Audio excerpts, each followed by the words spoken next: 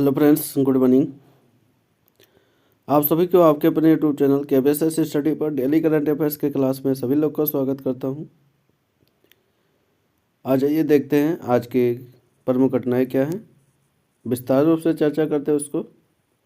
अगर आप किसी भी कंपटीशन की तैयारी करें तो आपके लिए इम्पोर्टेंट रहने वाला है क्लास, तो अंत तक ज़रूर देखिएगा।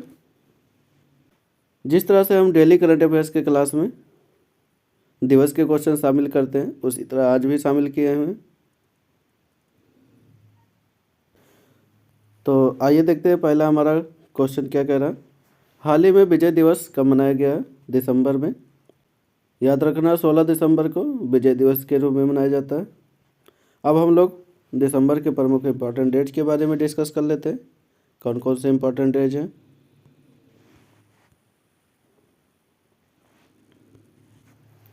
1 दिसंबर की बात करेंगे तो विश्व एड्स दिवस मनाया जाता है। 2 दिसंबर की बात कर लेते हैं, अंतर्राष्ट्रीय दास प्रथा या उन्मूलन दिवस मनाया जाता है। 3 दिसंबर की बात कर लेते हैं, अंतर्राष्ट्रीय विकलांग दिवस मनाया जाता है।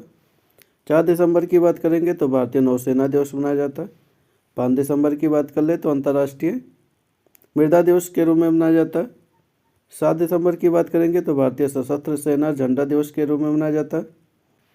10 दिसंबर की बात कर लेते हैं, विश्व मानवाधिकार दिवस के रूप में मनाया जाता है।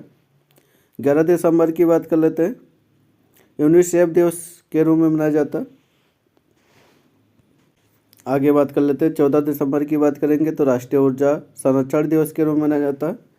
16 दिसंबर की बात कर ले तो विजय दिवस के रूप में मनाया जाता है। 18 दिसंबर की बात करेंगे, अल्पसंख्यक अधिकार दिवस के रूप में मनाया जाता है। 19 दिसंबर की बात कर लेते हैं, गोवा मुक्ति दिवस मनाया जाता है। 20 दिसंबर की बात कर लेते हैं, अंतर्राष्ट्रीय मानव एकता दिवस मनाया जाता है। 22 दिसंबर की बात करते हैं, राष्ट्रीय गणित दिवस के रूप में मनाया जाता है। 23 दिसंबर की बात कर लेते हैं, किसान दिवस के रूप में मनाया जाता है। 24 दिसंबर की बात कर लेते हैं, राष्ट्रीय उपभोक्ता अधिकार दिवस के रूप में मनाया जाता है। 25 दिसंबर की बात करते हैं, क्रिसमस डे के रूप में मनाया जाता है, जिसे हम सुशासन दिवस भी कहते हैं। 26 दिसंबर की बात कर लेते हैं, वीर बाल दिवस के रूप में मनाया जाता है। 31 दिसंबर की बात करेंगे, नववर्ष की पूर्व संध्या के रूप में मनाया जाता है। तो ये सब हमारे दिसंबर के प्रमुख इम्पोर्टेंट डे थे जिनको हम डिस्कस कर लिए। आइए आगे देखते हैं अगली घटना हमारी क्या है। हाल ही में भारत और किस देश ने स्कॉर्पियन पनडुब्बियों के रखरखाव के लिए त्रिपक्षीय MOU पर हस्ताक्षर किए? तो ब्राज़ील ने किया ये काम। आगे बात कर लेते हैं, हाल ही में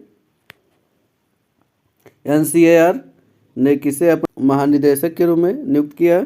तो सुरेश गोयल जी को नियुक्त किया है। अगली घटना की बात करते हैं, हाल ही में कोल इंडिया लिमिटेड ने नए CMD के रूप में किसे नियुक्त किया है? तो B साई राम को नियुक्त कर लिया।